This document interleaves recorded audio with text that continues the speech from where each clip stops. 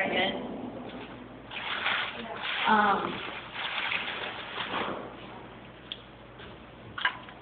Let's try this again.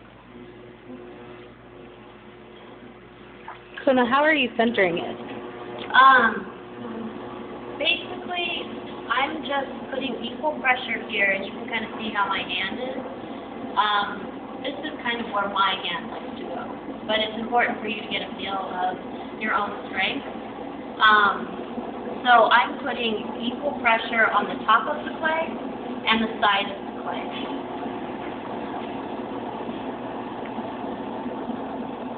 And my hand pretty much doesn't change. It pretty much stays the same the whole time.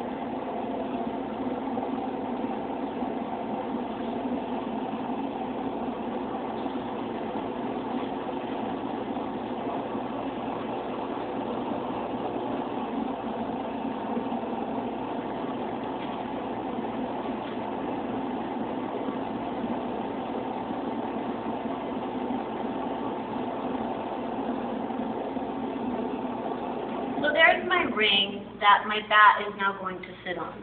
And this ring is going to stay here for maybe 5 cups, 10 cups, depending, because we're just going to interchange the bats. So I'm just going to put that on just like that, and that's pretty centered. And we just slap it down like this. And the clay I'm using is pretty wet, so I'm hoping that it might not slip around, but I think it's going to probably be okay. So then you take your clay, and I always make sure that my clay is ready to go, and just keep it in ready to go back, so that way you're not getting up. You can just kind of pump it out as fast as you can.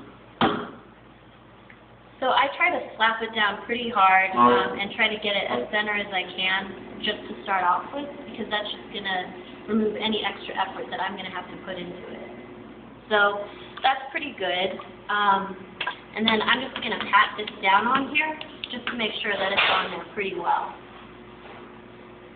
And I personally, just as a preference, like to use sponge more so. Some people don't like to use sponge. So it's up to you to kind of feel around to see what style works best for you. And I like to use a lot of water, which some people don't like to do either. So it's all about personal preference for the most part. So I just kind of get my base kind of stuck on there by running my sponge right at the base of that lump of clay. And right now, I'm pretty ready to start centering. I'm confident that my clay is probably not going to slip around a whole bunch. So I'm going to focus my energy towards the top of the clay, so I'm not pushing it this way or pushing it this way. So you see my hand is going to start in that initial position. And I'm just going to focus on kind of coning this clay kind of up like this. And I'm making sure that I'm bracing it on the side of this form right now. And so the pressure above is working well with the pressure to the side to make sure that it's in a downward motion, to make sure that that force is right in the center.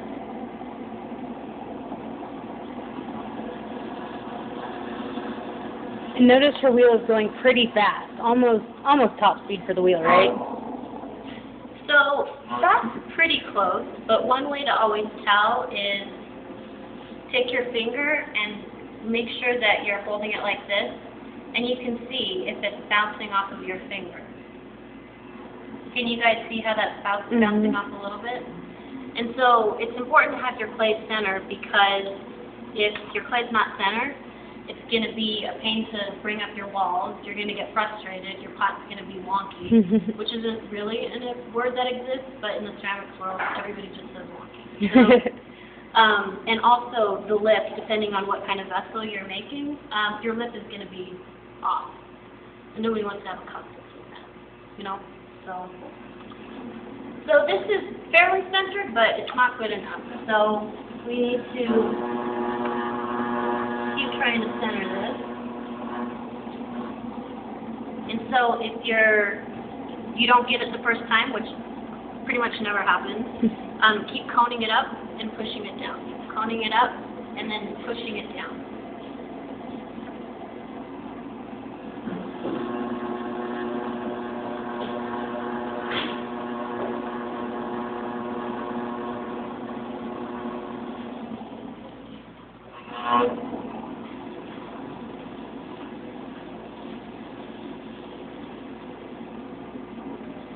Okay, so I'm going to start my form now.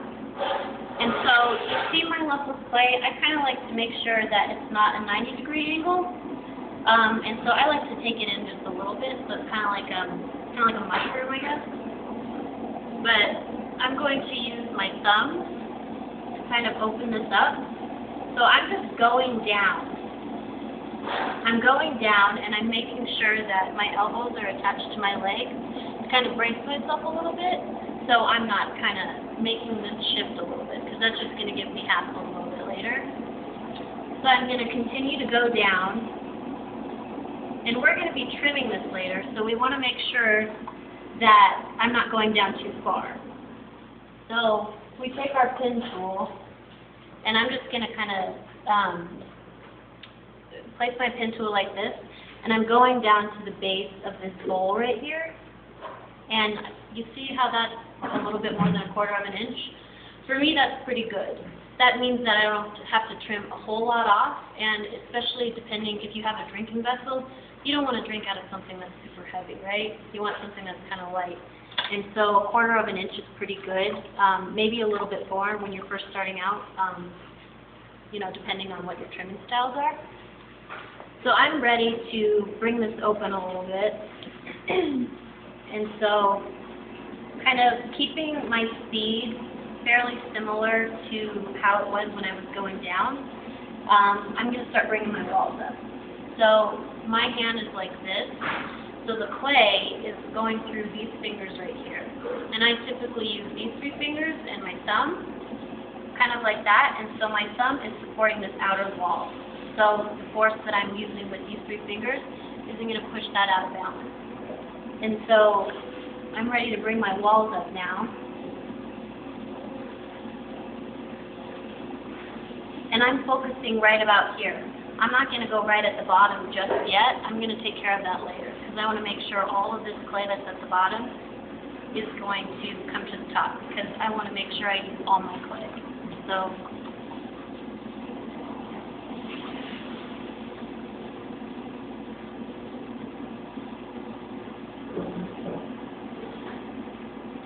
and then to compress the top is always a good idea. And so by compressing, I'm still using these 3 fingers, and I'm using this right here, and just kind of going on the top just like that.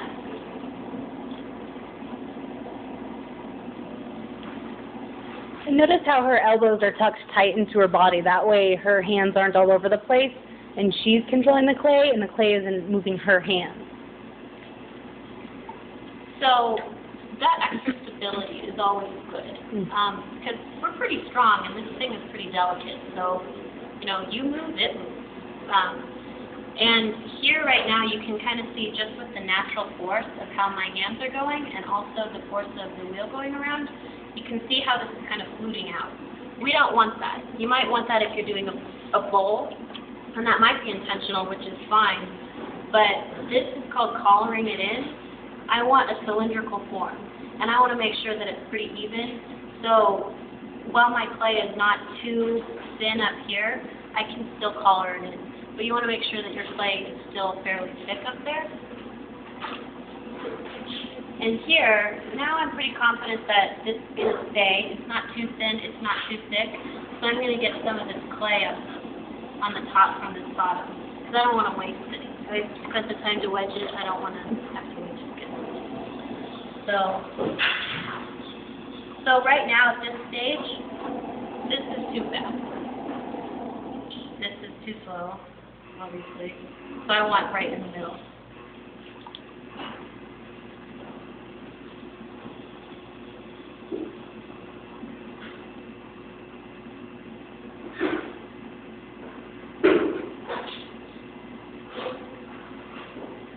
So at this stage, my cup is getting a little bit thinner. I can still thin it out, but I can always put final touches on it. And so there's a good balance and a connection that you need to make with your clay. You need to know when you can push it a little bit farther so your piece isn't going to be too heavy, and you need to know when to stop so you're not ruining your piece. And so you really have to eventually learn how to make a connection with the material and know when you're going a little bit too far. So at this point is when your ribs come in. The wooden rib isn't really the best tool, but you can try it.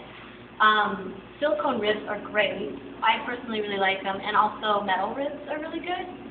And so to smooth out your piece, which you can see all my finger lines, I don't want that. And also, too, depending on the clay body that you're working with, all of this extra slush that you're getting, all of this extra moisture, especially if you're like me and you use a lot of water, you want to eliminate that because that's going to give you height. So the less moisture you have on your pot, the higher you're going to be able to go with it. So that's why it's good to throw with the rib to kind of get that extra height. And it also kind of smooths things out a little bit. And if something ever happens, like you see how this is kind of wonking around a little bit, you can go like that. You see how my hand is just going to kind of cup that a little bit? That's going to stabilize that. So you can always do that, or say you have too much clay. Like for a mug, this is a pretty hefty mug. So you can also take that top rim off. So I'm using these two fingers right here, and I'm using my pin tool, and I'm going to make sure everything's wet so it doesn't catch and it doesn't drag. I'm just going to take this off. I don't want it anymore, so I don't need it anymore. So I'm going to take that off and finish my cup.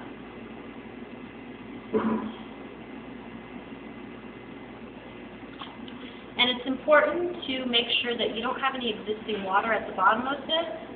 For one, it's going to dry slower, and secondly, S-cracks form constantly when there's existing water at the base of any pot that you make, and also if you don't compress your bottom. So you can do that in one step by getting that water out and also using a little bit of pressure to compress your base and to remove all that water. So I'm going to take some of this bottom off by using this tool right here, and I would keep it at this end. And you can do it this way, taking some off like that. You could just dig into it by doing it at this angle right here. And the wheel is still going pretty fast. And you can just cut into this. Don't cut into the side of your pot. You want to make sure that you're constantly going at an angle like this when you're cutting into it. And then at that point, you can pivot this to make sure that all that's going to go off. So I'm just going to move around, kind of see what I like, see what feels good without wrecking my pot. And I kind of want to work with a rounder base. So I'm going to prep myself now to do that so I don't have to spend so much time doing that later. So I'm cool with that. So that works for me. My cup is still a little bit thicker for my taste, so I'm going to do one more fold.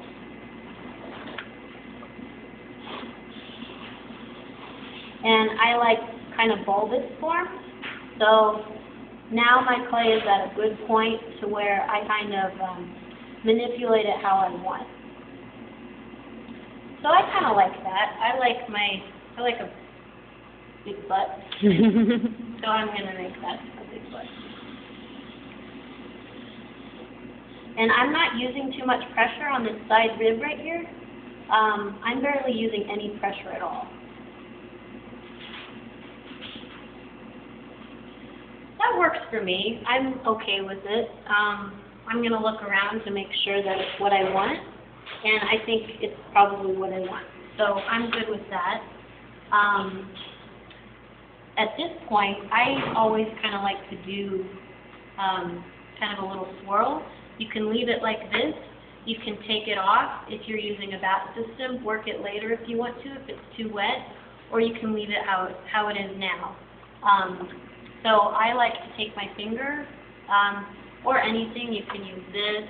I just want a rounded tip.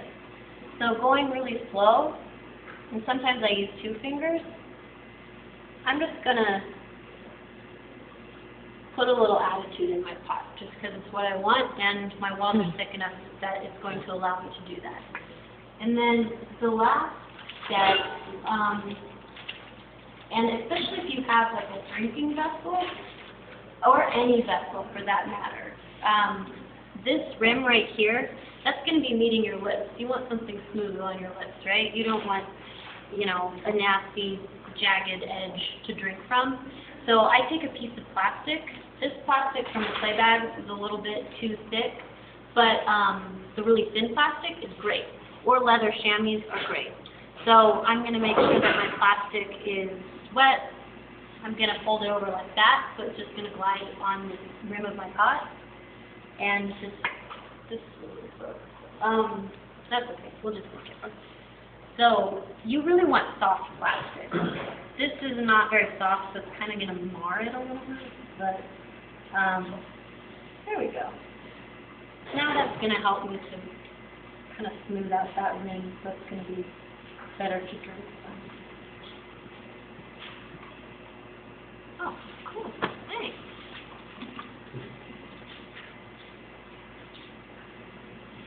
So that's good enough. And I'm ready to go. You can cut your pot off now if you want to. If you're working directly from the wheel head, you have to take your pot off, right? So I'm just going to pretend that this isn't on a batch system and I'm throwing directly from the wheel head. I'm going to wrap this wire tool around my fingers so it's really taut. And then without touching my pot, I'm just going to put my 2 fingers like this and guide it along the bottom, making sure that I have water so this is going to glide smoothly from the bottom here. And then I'm going to do it twice to make sure that that pot's really off there. And then at this point, since I'm working from the wheel head, I'm going to take the fingers and I'm just going to move my pot.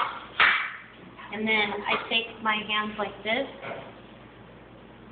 and just kind of slowly move it onto a drawing board, and I'm good to go. And then you're ready to throw it in. Does anybody have any questions?